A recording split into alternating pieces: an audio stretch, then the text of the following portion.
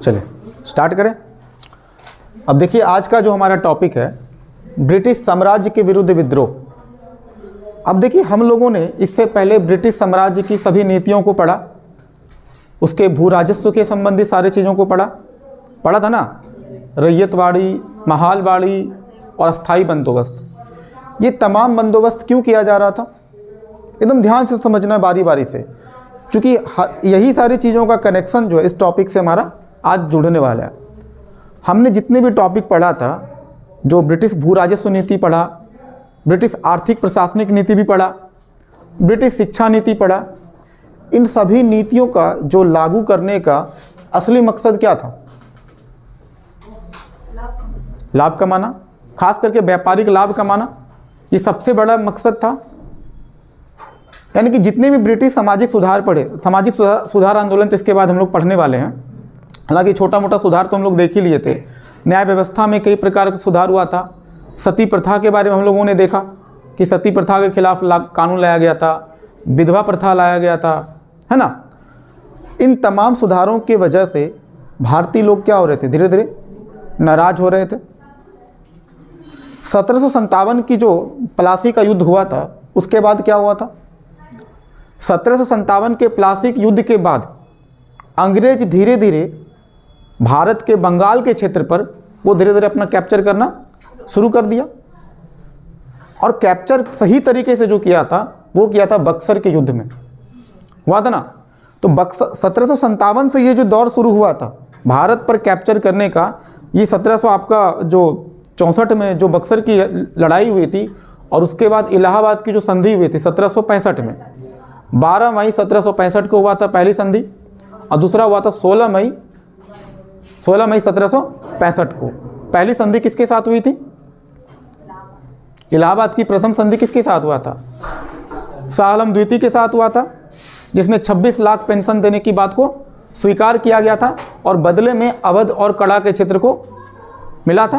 बंगाल, अवध और कड़ा का क्षेत्र भी मिला था, और बंगाल, बिहार और उड़ीसा की दीवानी किसको मिला था? अंग्रेजों को मिला था। देखो ये तमाम सारी चीज़ें हम लोगों ने पहले पढ़ रखा था, हम आपको बस रिकॉल करा रहे थे इसलिए ताकि इस टॉपिक को पढ़ने में आपको सहूलियत हो।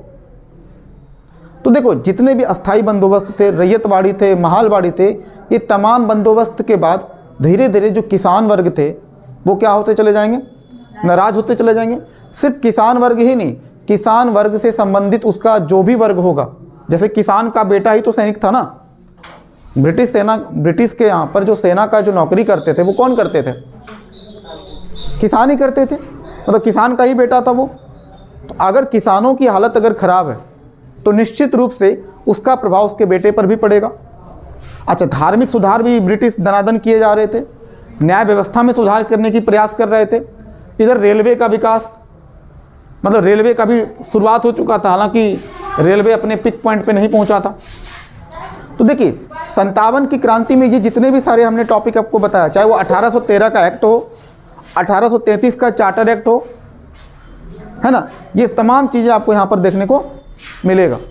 ठीक है, अब देखिए ब्रिटिश प्रशासन के विरुद्ध जितने भी विद्रोह हुए थे, ये एग्जाम के लिए भी क्या है, बहुत ही इंपॉर्टेंट है, इसलिए आप देखिए इसमें 4 स्टार हम दे भी दिए हैं, है ना।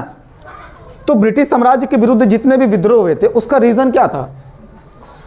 अंग्रेजी सरकार का शोषण, अंग्रेजों के जो औपनिवेशिक हित था उससे हम लोग क्या हो चुके थे, बिल्कुल परेशान हो चुके थे, हम लोग गुलाम बन चुके थे, और गुलामी से निकलने का प्रयास ही ये विद्रोह के रूप में आपको देखने को मिलेगा। अब देखिए 1857 का विद्रोह, उसके बाद आप देखेंगे 57 का विद्रोह तो सबसे पहले पढ़ना ही है, उसके बाद आप देखिए विभिन्न प्रकार के कृषक विद्रोह, यानी कि किसानों के माध्यम से भी ये विद्रोह बना हुआ है। किसान तो सबसे ज़्यादा नाराज होंगे ना।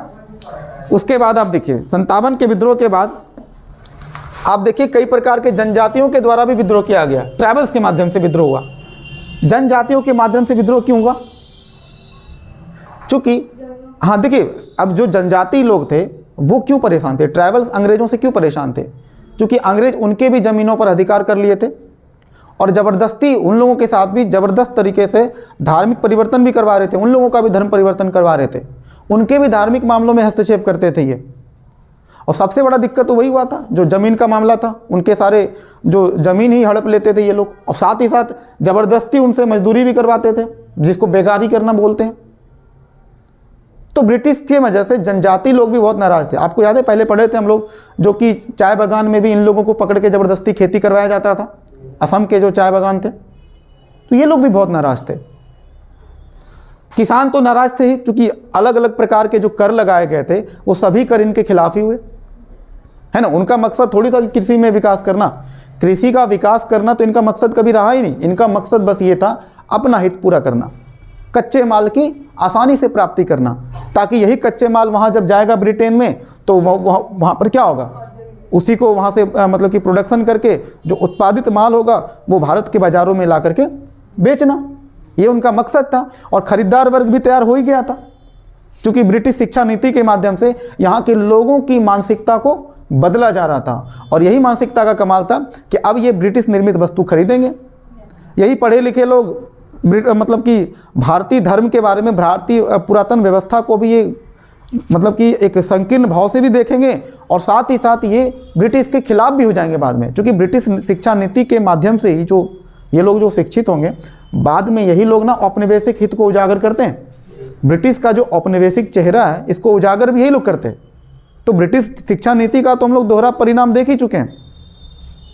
सेना और प्रशासन, जो अभी सेना प्रशासन अभी जो दिख रहा है ब्रिटिश के सपोर्ट में है, क्योंकि यही सेना, यही जो पुलिस है, जो ब्रिटिश सैन्य व्यवस्था भी हम लोग पढ़ चुके हैं, ब्रिटिश पुलिस सिस्टम भी पढ़ चुके हैं, जुडिशरी भी पढ़ चुके हैं।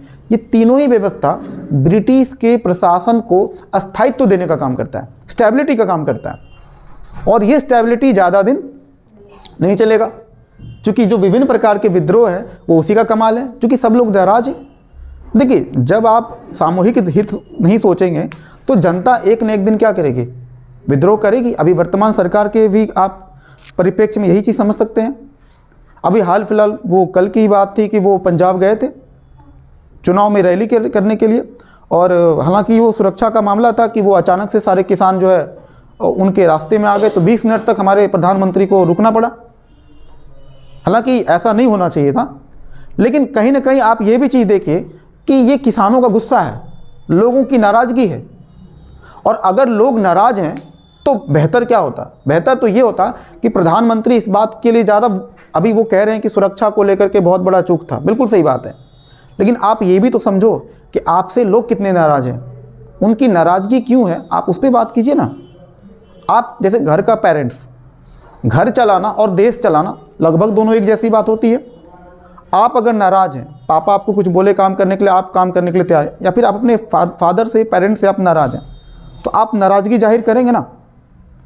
और फादर कहेंगे देखो मतलब हमसे नाराज़ है, तो वो मतलब कहने का हो सकता है कि वो आपके स्वभाव विचार, जो आपका जो बागी वाला जो तेवर है, जो खिलाफ वाला जो तेवर है, वो उनको पसंद ना आए। तो वर्तमान सरकार को भी जो ये किसानों के मामले में थोड़ा ये ढीले हैं, ये बात तो सही है कि किसानों के मामले में जितना बेहतरीन स्टैंड ये उठा सकते थे, हालांकि ये कैपेबल हैं, वो उस तरह का स्टैंड वो उठाने से चूक गए। और इसका परिणाम आपको देख सकते हैं, देश में तरह तरह के आपको जो अभी भी जो आपको विद्रोह देखने को मिलता है, ये लगभग उसी मानसिकता। जब भी शासन ज़्यादा कठोर हो जाएगा तो जनता एक न एक दिन बगावत करेगी। यही सरकार है, जब 2014 में जब ये अपना सरकार बनाई थी तो सभी लोगों ने बहुत अप्रिसिएट कर करके इनको मतलब चुना था, सरकार बनाया था, सब लोग बहुत खुश थे, उम्मीदें थी सरकार ऐसा कुछ करेगी। हालांकि सरकार कोई भी हो, जनता का उम्मीद तो उनसे कुछ ज़्यादा ही होता है, वो पूरा तो नहीं हो पाता है, वो अलग मामला है। तो जो तमाम प्रकार का हम विद्रोह देखते हैं, जनजाति विद्रोह देखिएगा, उसके बाद अन्य प्रकार के बहुत सारे विद्रोह हैं, बहुत प्रकार के छोटा छोटा विद्रोह, आपको हम एक लिस्ट बताते हैं कि मेरे बुक में है। और अन्य प्रकार के कई प्रकार के जो विद्रोह है वो देखने को मिलेगा, जैसे कि फ़कीर विद्रोह, सन्यासी विद्रोह, पागलपंथी विद्रोह, बहावी विद्रोह, कुका विद्रोह, वेलुथम्पी विद्रोह, किट्टूर चेन्नम्मा का विद्रोह, विशाखापत्तनम का विद्रोह, रामोसी विद्रोह, गडकरी विद्रोह, सामंतवादी विद्रोह। ये देखिए, ये फैक्ट हैं जो कि आप लोगों को भी थोड़ा पता हो तो अच्छा है।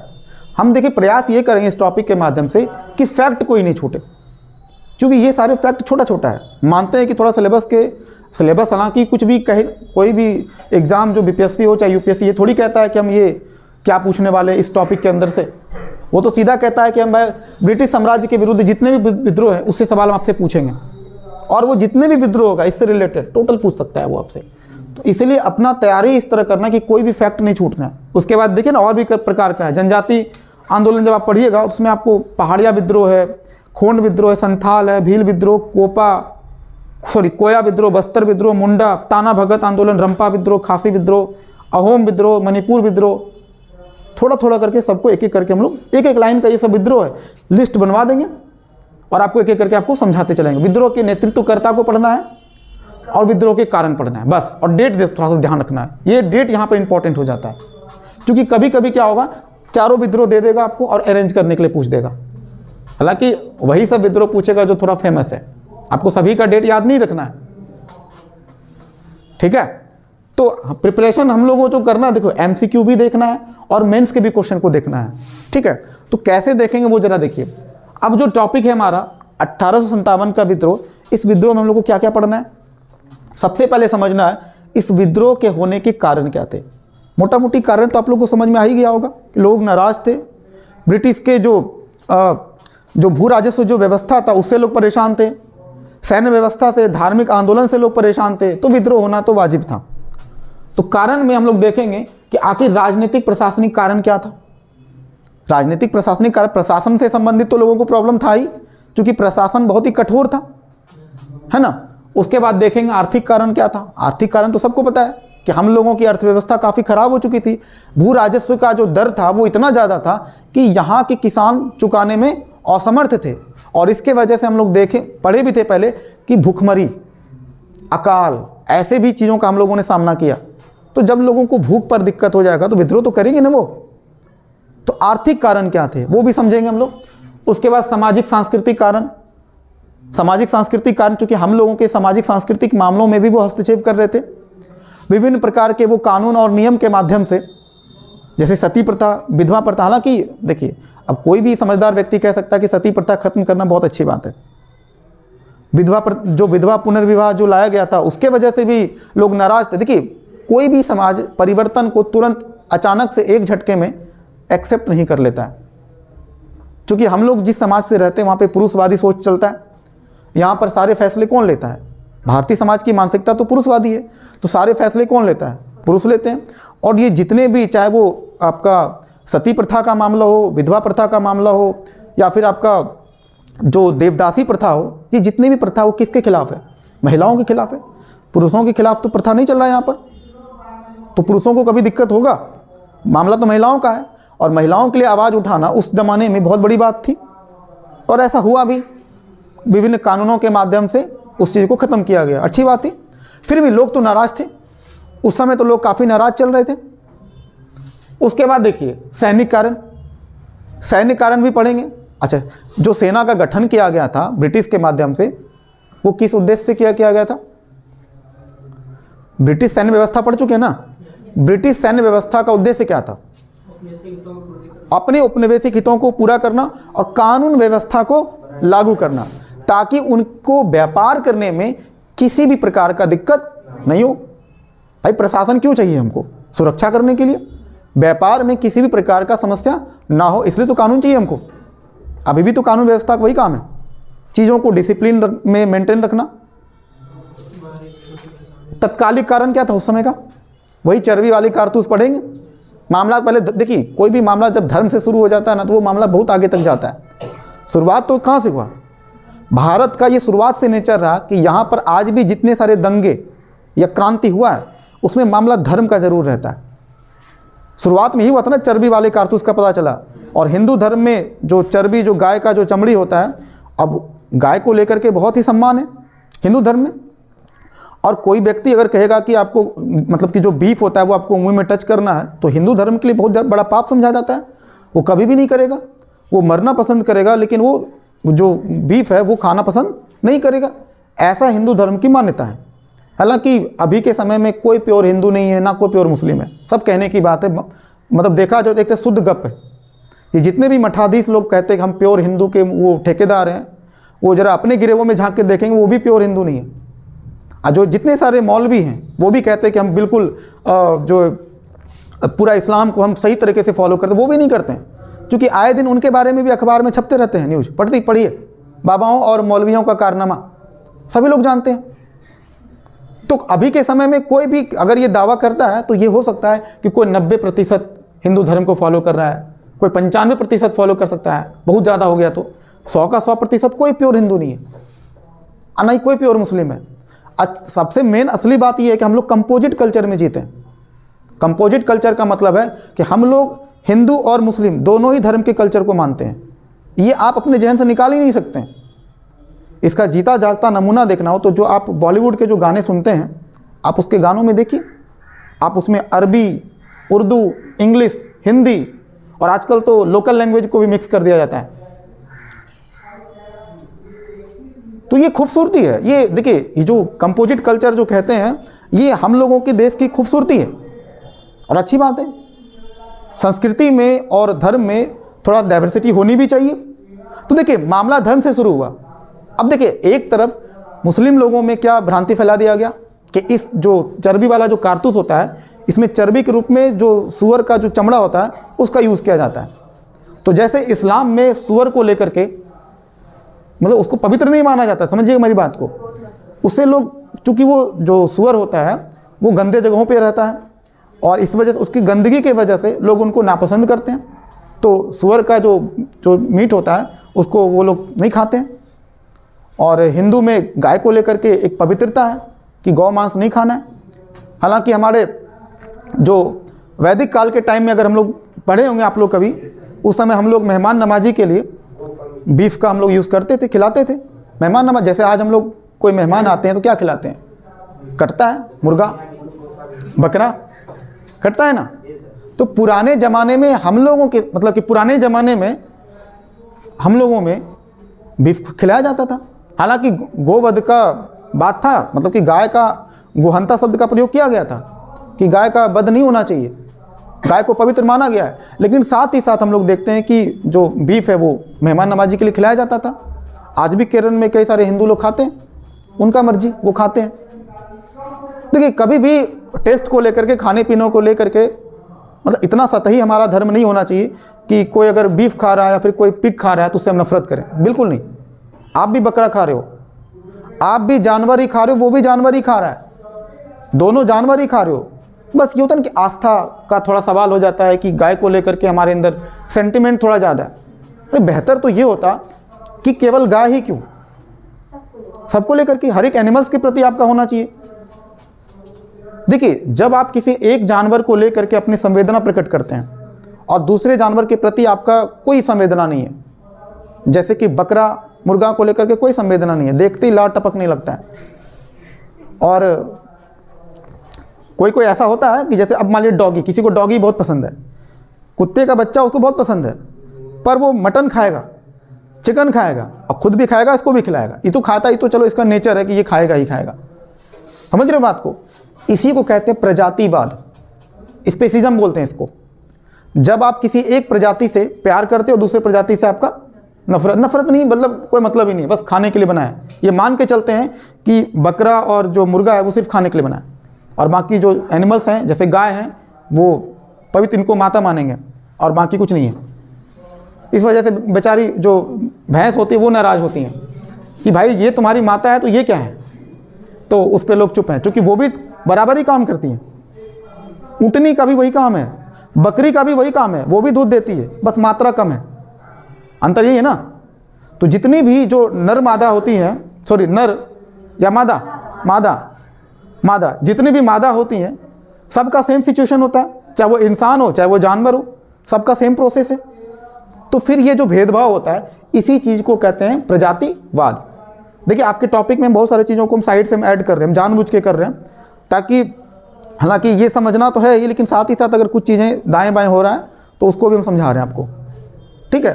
तो देखो, धर्म को लेकर के जो उन्माद था उस समय की दौर की जो हम बात बता रहे हैं, ये गजब का उन्माद था।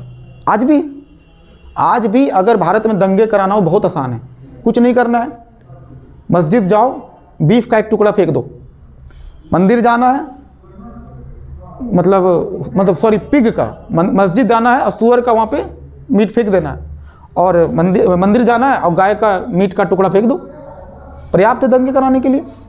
उनको लगेगा कि ये किसी हिंदू ने कराया है और इनको लगेगा किसी मुस्लिम ने कराया, लड़ जाएंगे आपस में, मरेंगे कटेंगे। मरेंगे कटेंगे कौन? आम लोग जिनका कोई कसूर नहीं होता है। वो छोटे छोटे बच्चे दंगे में वो मरते हैं, महिलाएं, बूढ़ी। दंगे करने वाले लोगों की मानसिकता बस ये होता है उसका धर्म क्या है, उसका ठप्पा क्या है, बस ये चेक करना है। कसूरवार है कि नहीं वो नहीं दिखता, सीधा मारना सीधा काटना है। और भारत तो कई सारे दंगों से जूझ चुका है, बहुत सारे हम लोग दंगे को हम लोग देख चुके हैं। और दंगे का हर बार दंगे का लगभग वही कराता कोई और है, कराने वाला निकल जाता है साइड से। अब मरता कौन है? आम आदमी। और किस चक्कर में मरता है? वो मासूम लोग मरते हैं धर्म के चक्कर में। ये धर्म की अपनी सीमाएं हैं कि अगर धर्म आपके मस्तिष्क पर, अगर कॉमन सेंस से भी ज़्यादा धर्म आपके ऊपर हावी हो जाए तो ये समस्याएं होती है उसके। ये भी उस समय भी ऐसा हुआ था, हालांकि ये विद्रोह हमारे फेवर में रहा, लेकिन ज़रूरत किस चीज़, मतलब इस समय जो तत्कालिक कारण था वो क्या था? धर्म। जो चर्बी वाला कारतूस वाला बात अगर नहीं फैलता तो शायद ये इतना सारा जो हम लोग पढ़ रहे हैं ये पढ़ने की नौबत ही नहीं आता। तो पहली बार ब्रिटिश को इतना बड़ा चुनौती मिला।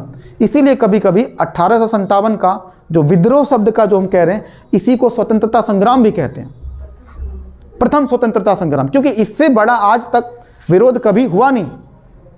विद्रोह एक छोटा शब्द है, समझिएगा बात को। विद्रोह क्या है? एक छोटा शब्द है कि ठीक है लोग भड़क गए उसके खिलाफ, लेकिन ये विद्रोह बहुत बड़ा है, इसलिए इसको 1857 का संग्राम भी बोलते हैं, क्रांति भी बोलते हैं। क्रांति क्यों बोलते हैं? क्रांति का मतलब होता है बहुत बड़ा बदलाव। हुआ ना बदलाव? 1857 की क्रांति के बाद ब्रिटिश ईस्ट इंडिया कंपनी से सत्ता सीधे अपने हाथ में ले लेती है। उसके बाद भारत में जो बाद में चल के आप देखेंगे कि कांग्रेस की भी जो स्थापना होती है, तो कांग्रेस की भी स्थापना में सबसे बड़ा योगदान इसका आप ले सकते हैं, क्योंकि अगर ये क्रांति नहीं होती तो ब्रिटिश हमसे भयभीत नहीं हुए होते। अब धीरे धीरे ब्रिटिश भी हमारी बातों को थोड़ा बहुत मात्रा में वो मानेंगे। तो इस विद्रोह का बहुत बड़ा रीज़न है, और हम लोग इसका बारी बारी करके एक एक पॉइंट को हम लोग समझते चलेंगे। तो सबसे पहला देखिए, सबसे पहला जो पॉइंट है आपका, जो कारण वाला जो पॉइंट है, इसमें हम लोग देखते हैं राजनीतिक प्रशासनिक कारण। इसको समझते भी चलना है और आपको लिखाते भी जाएंगे। आप लोग भी जो अपना कॉपी वगैरह खोल लीजिएगा आराम से, और लिखना भी है इसको साथ ही साथ। अब देखिए क्या बोलता है, कहता है ब्रिटिश शासन की विदेशी प्रकृति ने भारतीयों को असंतुष्ट कर दिया। ब्रिटिश शासन का, देखिए जो चीज़ लिखा हुआ आपको जो लिखाने वाले हैं उसको लाइन बाय लाइन आपको आराम से पढ़ देते हैं, आपको लाइन बाय लाइन समझा भी देते हैं और लिखवा देंगे, ठीक है। तो कहता है कि ब्रिटिश शासन की विदेशी प्रवृत्ति ने भारतीयों को असंतुष्ट कर दिया। ब्रिटिश शासन का प्रवृत्ति कैसा था? क्योंकि वो विदेशी था ना, तो उनका सोच भी कैसा था? विदेशी था। और उन विदेशी सोच के वजह से यहाँ के लोग क्या हो गए? नाराज। अब आप देखिए, मुगलों में अगर आप ब्रिटिश में तुलना करेंगे आपको अंतर समझ में आएगा। मुगल जब वहाँ से यहाँ आए थे भारत में, तो वो यहाँ आकर के यहीं पर बस गए, और फिर वो यहीं के लिए वो रह गए, यहीं के लिए सोचते थे, ना कि वो अपने देश के लिए सोचते थे। पर ब्रिटिश रहते यहाँ थे, शोषण यहाँ का करते थे, खाते पीते यहाँ का थे, लेकिन गुणगान वहाँ का गाते थे, क्योंकि सारा सामान उठा करके अपने यहाँ पहुँचा देते थे। बात समझ में आ रहा है ना? तो ब्रिटिश और मुगल में जब भी तुलना करना हो तो अंतर दोनों में साफ दिखेगा आपको। तो मुगलों का विदेशी मानसिकता नहीं था, वो यहाँ आए और यहीं करके हो गए। उन्होंने भारतीय सभ्यता संस्कृति को भी अपनाया, और हम लोगों ने भी उनसे जो चीज़ अच्छा लगा हम लोग सीखे, अपनाए। कभी पढ़ेंगे मुगलों के बारे में, उनके निगेटिव पॉइंट को भी देखेंगे और पॉजिटिव पॉइंट को भी देखेंगे, उनका मूल्यांकन करेंगे कभी और जब मैं डबल पढ़ाएंगे। तो कहता है कि वस्तुतः अंग्रेज भारत में सदैव विदेशी बने रहे और प्रजाति श्रेष्ठता के नशे में चूर थे। प्रजाति श्रेष्ठता,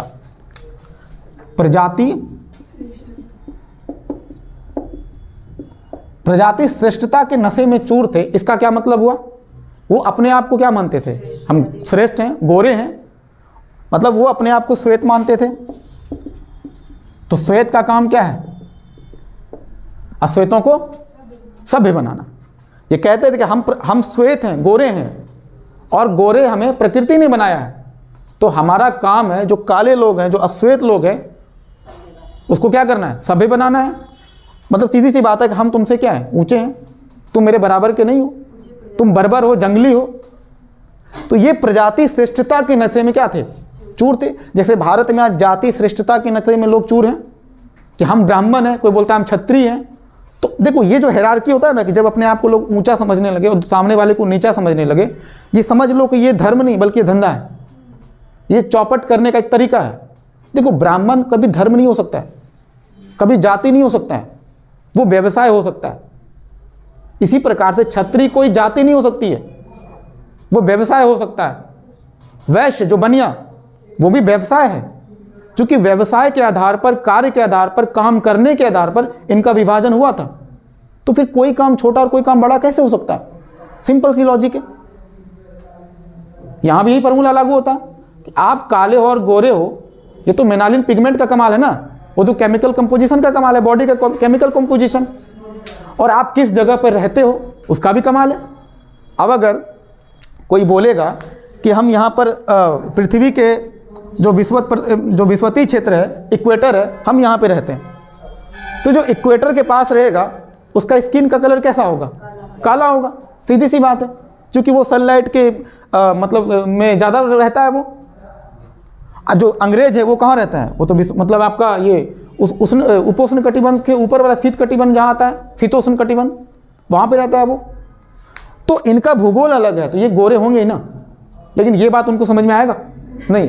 ये तो सीधा कहता हम क्या है? श्वेत। प्रकृति ने हमें श्वेत बनाया। अरे बेवकूफ, तुमको प्रकृति नहीं, बाय चांस तुम कैसे, तुम सही जगह पर थे, तेरा भूगोल ठीक था, तुम गलती से अगर अफ्रीका में बस गए होते तेरे माँ बाप, फिर तेरा भी स्किन का कलर क्या होता? डाउन हो जाता। तो माँ बाप का जीन प्लस वहाँ का भूगोल, रहन सहन, खान पान, ये हर चीज़ डिसाइड करता है आपके त्वचा का रंग, आँखों का रंग, ये सब चीज़ डिसाइड होता है। क्योंकि जीन में भी बदलाव होता है कि नहीं? जो जीन आपके अंदर है उसमें भी बदलाव होता है। आज राजस्थान के लोग बहुत लंबे लंबे हैं। क्यों लंबे लंबे? क्या शुरुआत से थे क्या? नहीं, उनके जीन में बदलाव इसलिए हुआ है क्योंकि राजस्थान का जो एरिया है वो बाहरी क्षेत्र से आक्रमण उन्होंने ज़्यादा झेला। जब भी विदेशी आक्रमण हुआ वही राजस्थान पंजाब के क्षेत्र से आक्रमण हुआ भारत पे। तो आक्रमण, चूंकि आक्रमणकारी सबसे ज़्यादा उधर से आए, और राजस्थान और पंजाब के लोगों ने के जो उनके पूर्वज होंगे उन्होंने हमेशा वीरता दिखाया होगा, लड़ाकू किस्म के थे, तो थोड़ा सा हट्टे कट्टे हो गए। शौरवीर जो कहते हैं योद्धा का बेटा थोड़ा सा हट्टा कट्टा हो ही जाता है, तो उनके जीन में बदलाव होता है। तो जो अफ्रीका में रहेगा उसका जीन थोड़ा सा चेंज होगा, बालों का रंग अलग होगा, त्वचा का रंग अलग होगा। तो ये जो प्रजाति श्रेष्ठता थे उसके नशे में वो क्या थे? चूर थे। इसलिए भारतीयों के साथ भेदभाव करते रहे, जो भारतीयों के असंतोष का कारण बना। तो शुरुआत में देखिए, असंतोष का कारण अगर पूछा जाए राजनीतिक प्रशासनिक कारण, तो पहले बात तो उसके दिमाग में क्या था कि हम, मेरा प्रजाति ही, हमारा जो नस्ल है वो वही क्या है? सबसे श्रेष्ठ है। और दिमाग में चल रहा है विदेशी, तुम विदेशी, अपने इस देश के लिए नहीं सोचना है, आपको केवल अपने देश के लिए सोचना है। ये रीजन था। तो पहले जहां तक बोले उसको पहले लिखा देते हैं, ठीक है, उसके बाद फिर इसी में अगला पॉइंट लिखते हैं। हाँ लिखिए, ये वाला पहला लाइन लिखना है, राजनीतिक प्रशासनिक कारण। जितना बात बोले इसको लिखा देते हैं। देखिए हेडलाइन बना दिए, हाँ एकदम मोटा एकदम हेडलाइन बनाना, एकदम नीचे से एकदम अंडरलाइन एकदम कर देना, हो सके तो ऐसा करके घेर देना है। देखिए, ब्रिटिश शासन की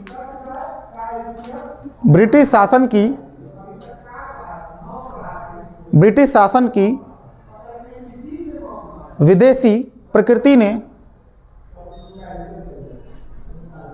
प्रवृत्ति होगा, प्रकृति नहीं प्रवृत्ति होगा, ठीक है। प्रवृत्ति ने, ब्रिटिश शासन की विदेशी प्रवृत्ति ने भारतीयों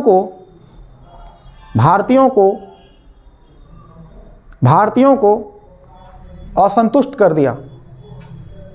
ब्रिटिश शासन की विदेशी प्रवृत्ति ने भारतीयों को असंतुष्ट कर दिया। वस्तुतः अंग्रेज भारत में सदैव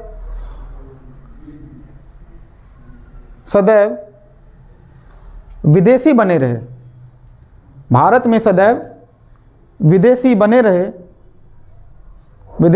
रहे, मतलब उनका मानसिकता कभी चेंज नहीं हुआ, वो अपने आप को विदेशी ही समझते रहे हमेशा। यहाँ की चीज़ों को फॉलो नहीं करना है। अंग्रेज बोलता है भाई अब वहाँ रहे हैं तो वहाँ के रूल रेगुलेशन को फॉलो करेंगे, यहाँ पे रहते बेशक हैं, रहना मेरी मजबूरी है, क्योंकि हमें व्यापार करना है, लाभ कमाना है ना। लिखिए, विदेशी बने रहे और प्रजाति श्रेष्ठता के नशे में और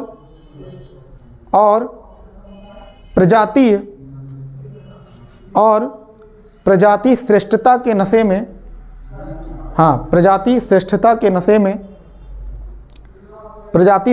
के नशे में चूर रहे, प्रजाति श्रेष्ठता के नशे में चूर रहे।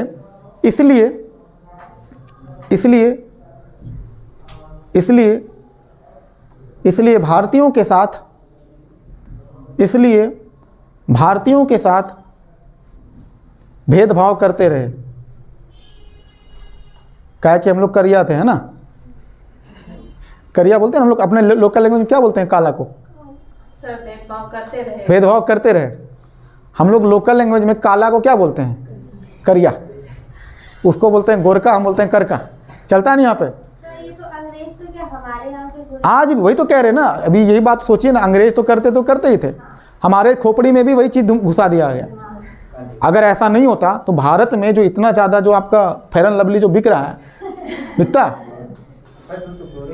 का, अरे भाई नहीं लगाते हैं ज़्यादा, हम लोग ज़्यादा लगाते हैं। ऐसा है क्या? यहाँ के गोरे लोग लगाते हैं, वहाँ के गोरे लोग उतना फेयर एंड लवली नहीं लगाते हैं, क्योंकि यहाँ के गोरे लोगों के मन में ये भी डर होता ना कि कहीं मेरा कलर उससे मैच ना कर जाए। तो थोड़ा सा अपना कलर भी मेंटेन, है ना, ये जो गैप है ना बना रहे, हम ज़्यादा गोरे तुम हमसे, हाँ, और अच्छे दिखें, पर होना कुछ नहीं है, मेलानिन पिगमेंट का कमाल है। आप अगर दिन में चेहरे को अगर 4-5 बार पानी से धोते हो और खाना पीना थोड़ा ठीक से खाते हो, फ्रूट्स वगैरह डेली लेते हो, आपको किसी क्रीम का ज़रूरत नहीं है ना। इसलिए आपको उतना ताम झाम नहीं करना है, खाने जो क्रीम में खर्चा करना उससे अच्छा खा लेना है, और सीजनेबल फ्रूट्स खूब खाना है, पानी खूब पीना है। चेहरा पे ग्लेजिंग, सबसे बड़ी बात है खुश रहना है। चेहरा पे ग्लेजिंग उसी से आता है, वरना कितना भी लिपा पोती कर लीजिए और चेहरे पे मनुष्यत है, हाँ, तो फिर मेकअप किट भी काम नहीं आएगा, है ना। चलिए, तो कहाँ तक लिखाए थे? भारतीयों के साथ भेदभाव करते रहे, जो भारतीयों के असंतोष का कारण बना, जो भारतीयों के असंतोष का कारण बना। चलिए, यहाँ तक लिख लिए। अब अगला पहले पॉइंट समझा देते हैं, फिर लिखाएंगे। छोटा छोटा पॉइंट पढ़ाते जाएंगे, समझाते जाएंगे और लिखाते जाएंगे, ठीक है। अब देखिए, आगे कहता है कि डलहौजी द्वारा राज्यों को मिलाया गया था। ये तो डलहौजी का हड़प नीति पढ़े थे हम लोग। उसके पहले हम लोग किसका पढ़े थे? वेलेस्ली की विधायक संधि। अब इन सारी चीज़ों के वजह से जो राजवाड़े थे वो क्या खुश होंगे? वो भी तो नाराज थे ना। तो कहता है डलहौजी द्वारा राज्यों को मिलाया गया, और उसकी हड़प नीति से विभिन्न शासक क्या हो गए? उसकी हड़प नीति के वजह से सभी शासक क्या हो गए? नाराज हो गए। अच्छा, और अंततः जब अवध को कुशासन के आरोप में अंग्रेजी राज्य मिलाया गया था, सबसे लास्ट में किसको मिलाया गया था? अवध को। याद है जब हम लोग बंगाल पढ़ रहे थे, मराठा वगैरह पढ़े थे ना, तो सबसे लास्ट में जो मिलाया जाएगा अवध को ही मिलाया जाएगा। अवध यूपी, अवध को सबसे लास्ट में मिलाया गया। पहले सारे क्षेत्रों को पहले कैप्चर कर लिया गया, ठीक है। मतलब बंगाल तो पहले 1757 की जो प्लासी का युद्ध हुआ था, और बक्सर के युद्ध के बाद तो पूरा कैप्चर हो गया। फिर आपका उधर मैसूर का फिर था, उधर आपका ना उदयपुर वगैरह तो था ही ना, मैसूर था। फिर जो मराठा था, निज़ाम का क्षेत्र, वो सारा क्षेत्र तो कैप्चर कर चुका था। मतलब कि सबसे लास्ट में जो किया गया था वो किसको किया गया था? अवध को किया गया था, वो भी कुशासन के आरोप में। कुशासन मतलब क्या होता है? वहाँ पर शासन ठीक से नहीं चल रहा है, इसलिए तुम्हारा हम शासन, जबकि शासन बढ़िया चल रहा था, वहाँ पे कहीं प्रॉब्लम नहीं था, बढ़िया से चल रहा था, बस बहाना नहीं मिल पा रहा था। बहाना मिल गया इंटरवेन करने का, और क्या किया? अवध को भी कैप्चर कर लिया था। कौन था उस समय के शासक? अवध का संस्थापक कौन था? सादत खां। तो बाद में आप देखिएगा कि सादत खां वगैरह सब लोग नतमस्तक हो गए थे, है ना। अब देखिए, कहता है कि अवध को जब कुशासन के आरोप में अंग्रेजी राज्य में मिलाया गया, तो जन असंतोष, मतलब कि जन असंतोष तीव्र हुआ। मतलब जब लास्ट में जब अवध को कैप्चर किया गया था, तो लोग वहाँ पे बहुत नाराज हो गए थे। कि भाई कोई वजह ही नहीं था मिलाने का। जबरदस्ती का एक आरोप लगा दे, कुशासन, ठीक से प्रशासन नहीं चल रहा है तो लगाओ भाई वहाँ पे। जैसे आज राष्ट्रपति शासन कैसे लगाया जाता है, अगर राज्यपाल बोल देगा राष्ट्रपति को कि यहाँ पर जो शासन व्यवस्था है वो संविधान सम्मत नहीं है, तो इतना वजह पर्याप्त है, और वो क्या कर देगा, राष्ट्रपति शासन लगा देगा। उस समय भी ऐसा ही हुआ, क्योंकि ब्रिटिश रेजिडेंट वहाँ रहता था, रेजिमेंट वहाँ पर, ब्रिटिश रेजिमेंट वहाँ भी रहता था। तो बोला नहीं यहाँ पर शासन ठीक से नहीं चल रहा है। अरे किसके हिसाब से नहीं चला, सीधी सी बात है कि अंग्रेजों के हिसाब से नहीं चल रहा था। इसी बात से नाराजगी था, अब बहाना मिल गया कि कुशासन है, सही तरीके से शासन नहीं चल रहा, मिला लिया गया। अब वहाँ की पब्लिक पूरा विद्रोह कर दिया, और ये मिलाने का टाइम भी लगभग यही है, 57 की क्रांति से पहले, 56 के आसपास मिलाया गया था अवध को। 56 था ना उसका टाइम, 48 से 56, उसी टाइम में कुशासन के आरोप में उसको शामिल कर लिया गया था। अब देखिए आगे क्या बोलता है कि वस्तुतः कंपनी की सेना में बड़ी संख्या में अवध के सिपाही थे। आप देखिए कंपनी का जब सेना था, ब्रिटिश का जो सेना था, उसमें सबसे ज़्यादा सिपाही किसका था, मतलब अवध का। यूपी, अभी भी यूपी का क्षेत्र देखिए बहुत बड़ा है, तो सिपाही इससे नाराज होगा कि खुश होगा, नाराज होगा ना, खुश तो नहीं होगा। तो कहता है कि कंपनी की जो सिपाही थे वो नाराज हो गए, और इस विलय से सिपाहियों के परिवार का कष्ट बढ़ा। जो सिपाही लोगों का फैमिली था वो बहुत नाराज हो गया। दरअसल सिपाही भी किसान का बेटा था, ये तो सभी को पता है ना। वो सिपाही कौन था, किसान का ही बेटा था। सिपाही भी नाराज, उसके फैमिली वाले भी नाराज, और कृषक असंतोष की परछाई उस पर भी पड़ती थी। इस दृष्टि से जो आंदोलन था, इसको क्या बोलते हैं, वर्दीधारी किसानों का विद्रोह। हाँ, वर्दीधारी किसानों का विद्रोह मतलब क्या, वर्दीधारी कौन था, सैनिक, और दरअसल वो किस फैमिली से थे, किसान फैमिली से थे, तो वो भी तो विद्रोह करेगा। तो जो राजनीतिक प्रशासनिक कारण जो आप देखिएगा, जो तत्कालिक कारण था, उसमें सबसे बड़ा जो रोल निभाया था वो कौन निभाया था, अवध। क्योंकि अवध के जो किसान थे, अधिकांश जो किसान था, उसका किसान का बेटा क्या था, सेना था।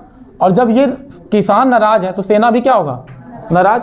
तो दरअसल ये वर्दीधारी सेना हुआ कि नहीं, वर्दीधारी किसान कह सकते हो आप इसको, नहीं, वर्दीधारी किसान। तो ये नाराज होगा, इसी वजह से एक रीजन तो ये भी मिला कि चूंकि अवध को आपने कुशासन के आरोप में उसको मिलाया, और ये विलय वहाँ के लोगों को बिल्कुल सही नहीं लगा, और वहाँ के लोग क्या करेंगे, विद्रोह करेगा। उस विद्रोह में देखिएगा बहुत सारे सिपाही लोग भी शामिल हो जाते हैं, क्योंकि उनका फैमिली का सवाल था। क्योंकि अब जब अवध ब्रिटिश में शामिल होगा तो अवध पर कानून किसका चलेगा, ब्रिटिश का कानून चलेगा। फिर वहाँ के किसानों से भी ज़बरदस्ती टैक्स लिया जाता, तो फिर वहाँ के किसानों की स्थिति क्या हो जाएगी, बिल्कुल बदतर हो जाएगी। जैसे हम लोगों की, जैसे मान लो कि हम सिपाही होते और हमारे फादर का ज़मीन सरकार ज़बरदस्ती छीनता, ज़बरदस्ती, तो हम सरकार के खिलाफ निष्ठावान होंगे, उसके खिलाफ हो जाएंगे, खिलाफ हो जाएंगे ना, क्योंकि हमारे परिवार का मामला है। जब परिवार पे आ जाता है तो कोई भी लोग बगावत करने के लिए तैयार हो जाता है। तो इसलिए इसको क्या बोलते हैं, वर्दीधारी किसान का विद्रोह, ये भी कह सकते हैं। इसी पॉइंट को लिखिए, जब, हाँ इसी में अगला लाइन पॉइंट, अगला पॉइंट लिखना है, पैराग्राफ चेंज करके। जब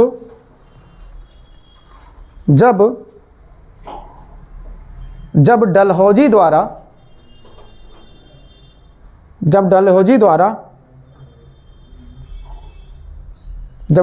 द्वारा भारत के विभिन्न राज्यों को मिलाया गया, जब डलहौजी द्वारा भारत के विभिन्न राज्यों को मिलाया गया,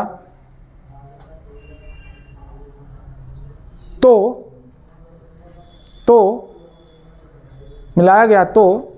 उसकी हड़प नीति से, जो हड़पने का जो उसका आदत था, है ना, तो उसकी हड़प नीति से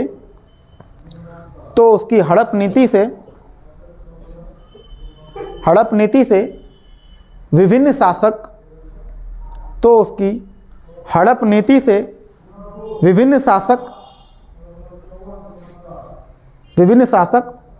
असंतुष्ट हो गए, और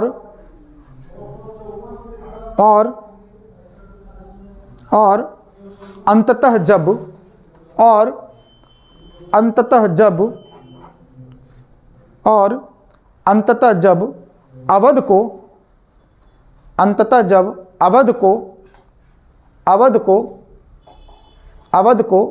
कुशासन के आरोप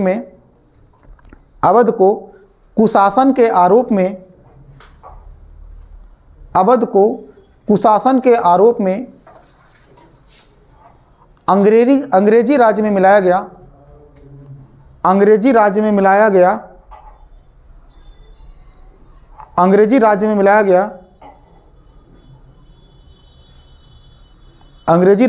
गया तो वहाँ की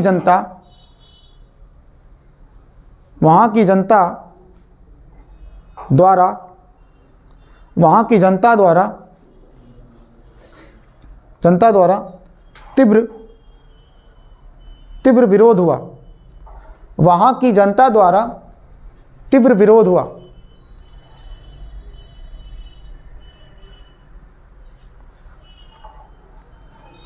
पैराग्राफ चेंज करके लिखिएगा। वहाँ की जनता द्वारा तीव्र विरोध हुआ। पैराग्राफ चेंज करके वस्तुतः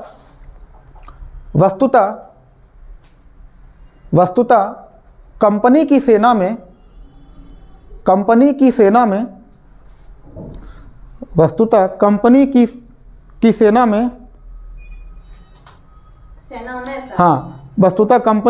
में बड़ी संख्या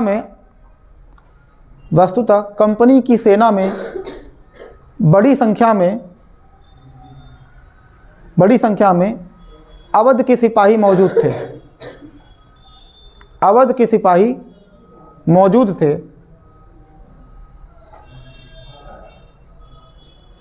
के सिपाही मौजूद थे।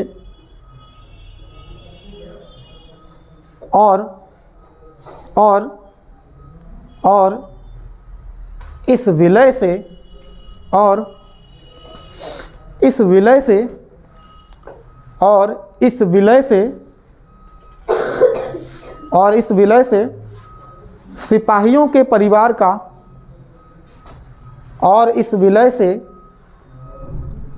सिपाहियों के परिवार का कष्ट बढ़ा।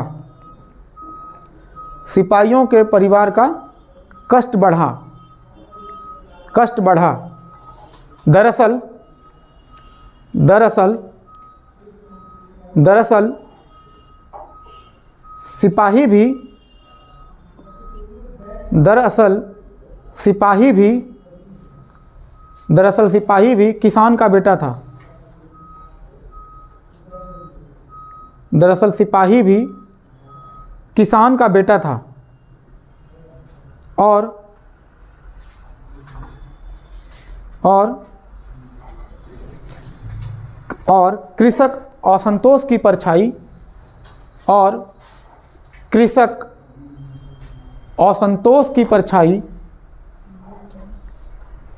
और कृषक असंतोष की परछाई उस पर भी पड़ती थी।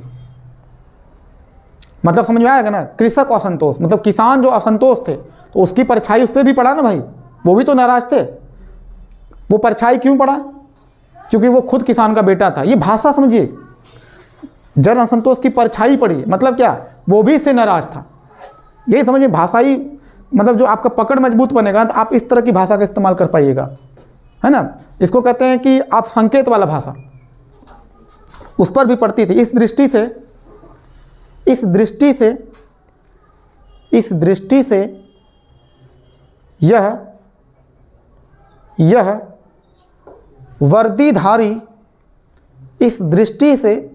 यह वर्दीधारी किसानों का विद्रोह था। इस दृष्टि से यह वर्दीधारी किसानों का विद्रोह था।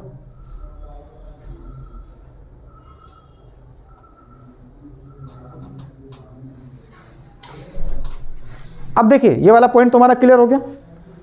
अब हम लोग दूसरा कारण देखते हैं, इसको मिटाते हैं थोड़ा सा पहले। पहला वाला ये वाला हमारा फिनिश हो गया। अब हम लोग पढ़ते हैं दूसरा रीजन। आर्थिक कारण क्या थे? देखिए इसके बारे में हम पहले भी कई बार बोल चुके हैं। जो ब्रिटिश की जो भू राजनीतिक व्यवस्था थी, भू राजस्व की जो दर थी, उसके वजह से किसानों का शोषण क्या हो गया? बढ़ा। तो ब्रिटिश का जो भू राजस्व का जो मामला था,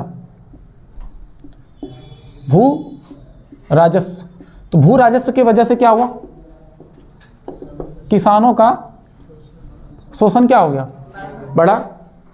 एक ही हम लोग और देखे थे, कृषि का वाणिज्यीकरण, पढ़े थे ना, कृषि का वाणिज्यीकरण मतलब क्या हुआ, अब जो कृषि में जो उत्पादन होगा वो किसका होगा, कॉमर्शियल प्रोडक्ट का ज़्यादा होगा, जैसे जूट का, अफीम का, वैसे चीज़ों का उत्पादन ज़्यादा होगा जिससे अधिक लाभ होता है ना।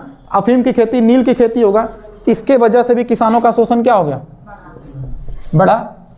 तो भू राजस्व की नीति तो था ही, बाकी सारा चीज। उसके बाद और एक चीज क्या हुआ, हस्तशिल्प उद्योगों का पतन, ये भी देखे थे हम लोग, हस्तशिल्प उद्योगों का हम लोगों ने ये भी देखा था, क्योंकि ब्रिटिश निर्मित वस्तु जब भारत में आने लगेगा तो फिर यहाँ के लोग लोकल सामान खरीदेगा नहीं, वो स्थानीय बाजार से सामान खरीदेगा नहीं, वो किसको खरीदेगा, जो ब्रिटिश निर्मित वस्तु वो तो इसके वजह से हमारे यहाँ क्या हुआ, हस्तशिल्प, हैंडक्राफ्ट, जो भी हम लोगों का लोकल चीज़ बनता था उस उद्योग का क्या हो गया, पतन हो गया। अब लोग ब्रिटिश निर्मित वस्तु खरीद रहा है, तो हस्तशिल्प उद्योगों का पतन हो गया। साथ ही साथ नकदी फसलों की जो उत्पादकता था वो बढ़ा था। तो इन सारी चीज़ों की वजह से क्या हो गया, हम लोगों के यहाँ पे बार बार अकाल पड़ा था ना, अकाल की बारंबारता हुआ था। तो इन्हीं सारी चीज़ों को क्या करना है, उसको पॉइंट वाइज करके लिख लेना है। पॉइंट वाइज नहीं मतलब इसको नॉर्मल छोटा सा है, 2 4 5 लाइन में लिख लेना है इसको। लिखिए दूसरा नंबर सर। हाँ, इसमें ये वाला हेडलाइन डालना है, आर्थिक कारण, इसको लिखना।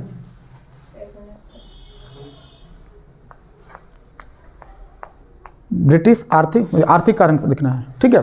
लिखिए, ब्रिटिश आर्थिक नीति ने, ब्रिटिश आर्थिक नीति, आर्थिक नीति का मतलब समझ रहे हैं ना, हाँ, ब्रिटिश आर्थिक नीति ने भारतीय अर्थव्यवस्था के, ब्रिटिश आर्थिक नीति ने भारतीय अर्थव्यवस्था के परंपरागत ढांचे का, जो ढांचा हम लोगों का बना हुआ था पहले से, उसका क्या होगा, बर्बाद कर देगा। हाँ, तो भारतीय अर्थव्यवस्था के परंपरागत ढांचे का विनाश कर दिया। तो ब्रिटिश अर्थव्यवस्था की वजह से ऐसा हुआ कि हम लोगों का ढांचा क्या हो गया, पूरी तरह से बर्बाद हो गया। परंपरागत ढांचे का विनाश कर दिया गया, परंपरागत ढांचे का विनाश कर दिया गया। कृषि कौमा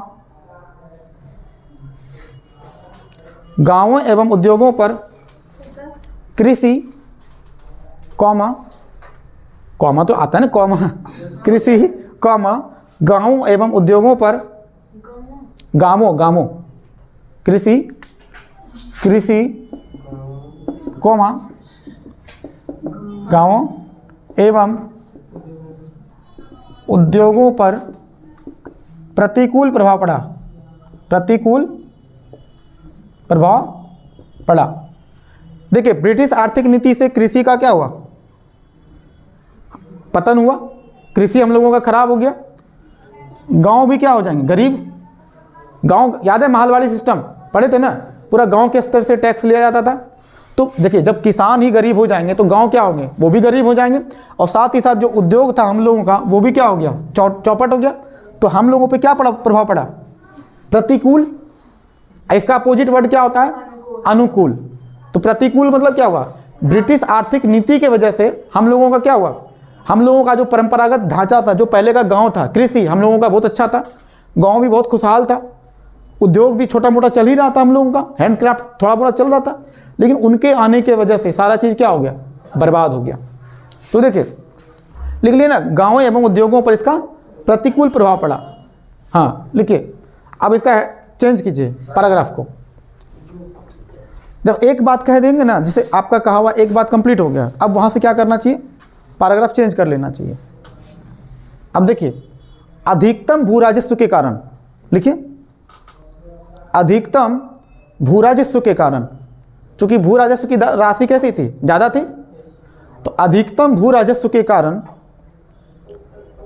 किसानों का अधिकतम भू राजस्व के कारण किसानों का निर्धनीकरण हुआ। निर्धनीकरण समझ रहे ना? निर्धनीकरण का मतलब क्या होता है? सभी लोग निर्धन हो गया। निर्धनीकरण का मतलब है कि अब बारी बारी से सब लोग क्या हो रहे हैं? गरीब हो रहा है। नहीं, निर्धनीकरण हुआ। किसका निर्धनीकरण हुआ? किसानों का। अब किसान गरीब हो जाएंगे। तो अधिकतम भू राजस्व के कारण किसानों का निर्धनीकरण हुआ। तो साथ ही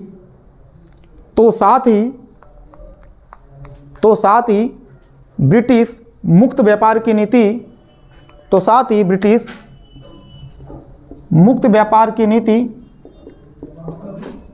मुक्त व्यापार की नीति से हस्तशिल्प उद्योगों का पतन हुआ।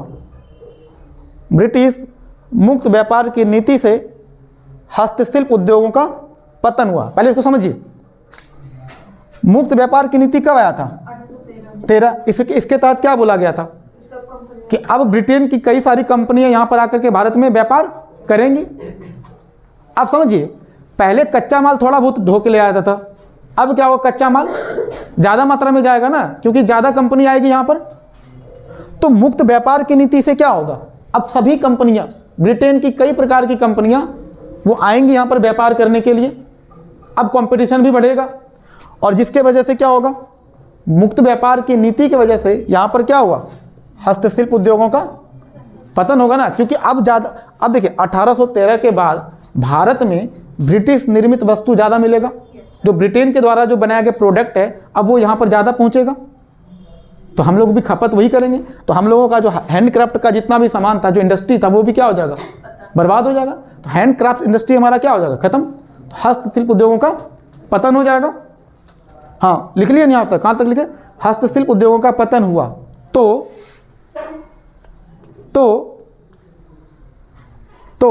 दूसरी तरफ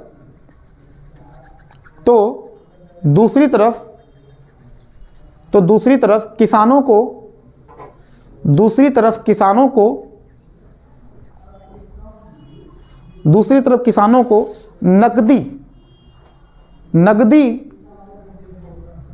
नगदी फसलों की खेती के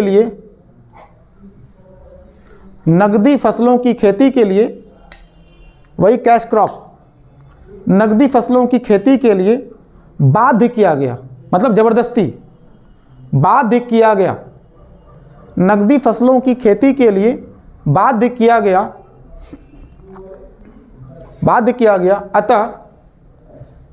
अतः खाद्यान्न की कमी हुई। अब नगदी फसल की खेती करेगा तो क्या होगा? अब अफीम उगाएगा, जूट उगाएगा, नील उगाएगा। तो नगदी फसलों की खेती होने के वजह से क्या होगा? हमारा जो खाद्यान्न फसल था, चावल गेहूं, वो क्या होगा? कम उपजाएंगे। देखिए, अतः खाद्यान्न की कमी हुई और अकाल की बारंबारता बढ़ी, जिसके वजह से बार बार भुखमरी बढ़ेगा, अकाल हो जाएगा। अतः खाद्यान्न की कमी हुई और अकाल की बारंबारता बढ़ी, अतः जन असंतोष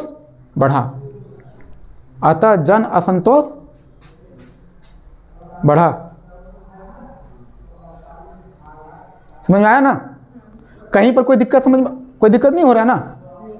कुसुम, समझ में आ रहा है ना पूरा? कोई दिक्कत नहीं हो रहा है ना? चलिए, कहीं भी प्रॉब्लम हो, ऐसा नहीं कि मतलब ऑनलाइन रिकॉर्ड कर रहे हैं तो फिर रिकॉर्डिंग में कुछ बोलना ही नहीं, ऐसा कुछ नहीं है।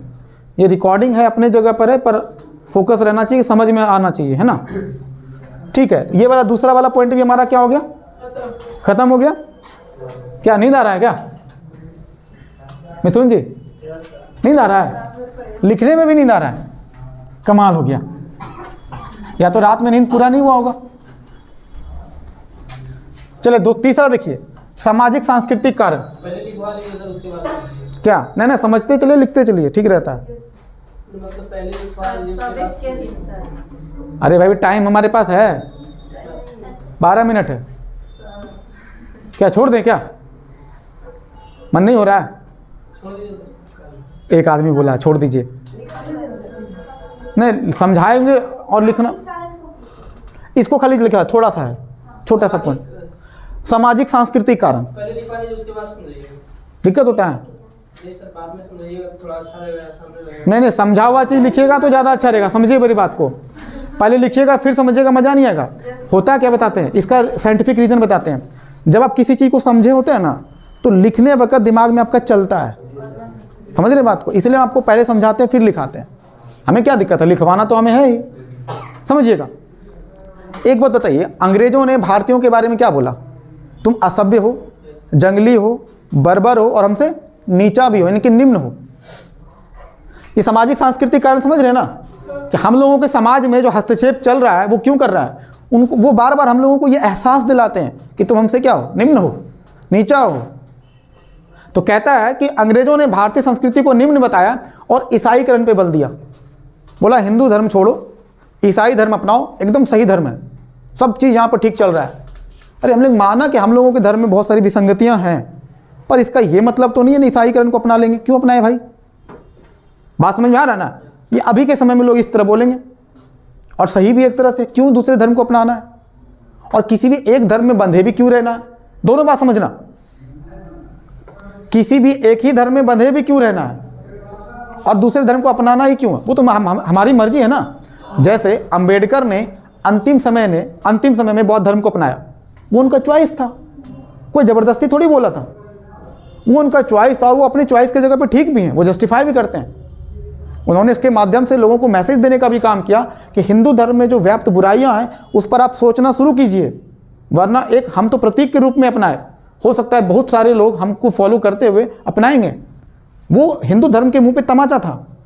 अंबेडकर का मनुस्मृति जलाना, अंबेडकर का अंतिम समय में बौद्ध धर्म अपनाना, वो क्या था? हिंदू धर्म के मुंह पे चमाटा था, और वो चमाटा बिल्कुल ठीक था। कोई भी धर्म अगर अपने आप को रिफॉर्म करने के लिए तैयार नहीं है, वो क्या बन जाएगा? जड़ बन जाएगा, और उसका फिर वजूद धीरे धीरे क्या हो जाएगा? खत्म हो जाएगा। ठीक है, तो देखिए कहता है कि ईसाईकरण पे बल देगा। ये क्या बोलेगा कि ईसाईकरण, अब ये क्या बोलेगा? ईसाईकरण अब ये विभिन्न मिशनरियों के माध्यम से वो लोगों को क्या करेगा? ईसाई बनाने का कोशिश करेगा। अच्छा, कॉमन सेंस से समझिएगा, यहाँ पर ईसाई धर्म को कौन अपनाएगा? समझिएगा, जो उच्च वर्ण के लोग हैं वो नहीं अपनाएंगे, जो निचले वर्ग के लोग हैं, चूंकि शोषण उनका हिंदू धर्म में ज़्यादा हो रहा है, तो ईसाईकरण को कौन अपनाएगा? वो अपनाएंगे। कहता है ईसाईकरण पर बल दिया तो साथ ही कानूनों के माध्यम से भारतीयों के सामाजिक धार्मिक मामलों में हस्तक्षेप करेगा। विभिन्न प्रकार के कानून बनाएगा, जैसे सती प्रथा, धार्मिक अयोग्यता कानून, और मतलब कई प्रकार के कानूनों के माध्यम से भी हमारे मामलों में क्या करेगा? हस्तक्षेप करेगा।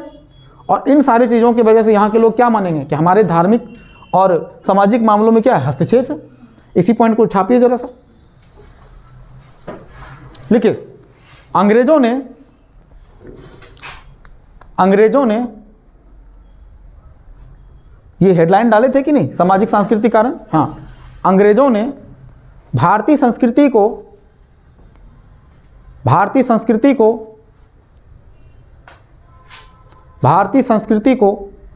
निम्न बताया। भारतीय संस्कृति को निम्न बताया और ईसाईकरण पर बल दिया, ईसाईकरण पर बल दिया। साथ ही कानूनों के माध्यम से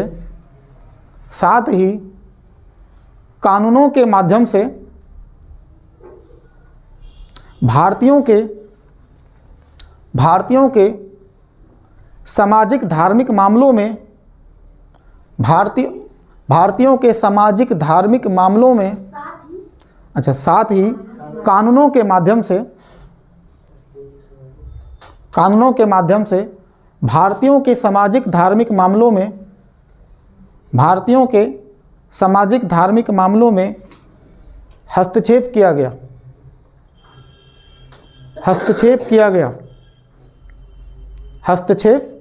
किया गया, मतलब इंटरवीन किया गया।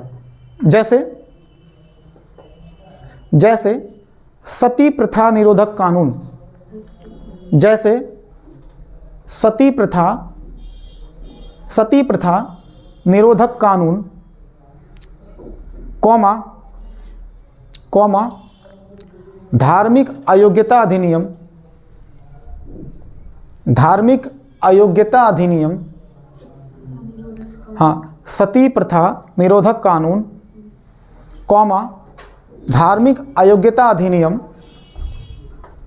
धार्मिक अयोग्यता अधिनियम कॉमा विधवा पुनर्विवाह, विधवा पुनर्विवाह, विधवा पुनर्विवाह अधिनियम, अधिनियम कर लीजिएगा, विधवा पुनर्विवाह अधिनियम बनाया गया, विधवा पुनर्विवाह अधिनियम बनाया गया, जिसे जिसे भारतीयों ने जिसे भारतीयों ने अपनी संस्कृति में, जिसे भारतीयों ने अपनी संस्कृति में, जिसे भारतीयों ने अपनी संस्कृति में हस्तक्षेप माना, अपनी संस्कृति में हस्तक्षेप माना, अतः असंतोष बढ़ा, अतः असंतोष बढ़ा। ठीक है, तो आज हम लोग इतना ही रहने देते हैं। अगले दिन हम लोग सैनिक कारण और तत्कालिक कारण लगभग सबके बारे में थोड़ा थोड़ा बता चुके हैं, है ना। इसको आराम से समझते भी जाएंगे, लिखते भी जाएंगे, थोड़ा थोड़ा समझना, थोड़ा थोड़ा लिखते चलना। इससे क्या होगा, आप ज़्यादा बोर नहीं होइएगा। अब मान लीजिए पूरा समझा दिया, एक बार लिखाना शुरू कर दी ढंढा, तो उसमें मज़ा नहीं आएगा। थोड़ा थोड़ा समझना भी है, थोड़ा थोड़ा साथ ही साथ लिखते भी चलना है। ठीक है, तो अब हम लोग कल देखते हैं आगे का। पॉज कर ले वीडियो को, मतलब बंद ही कर लेना है।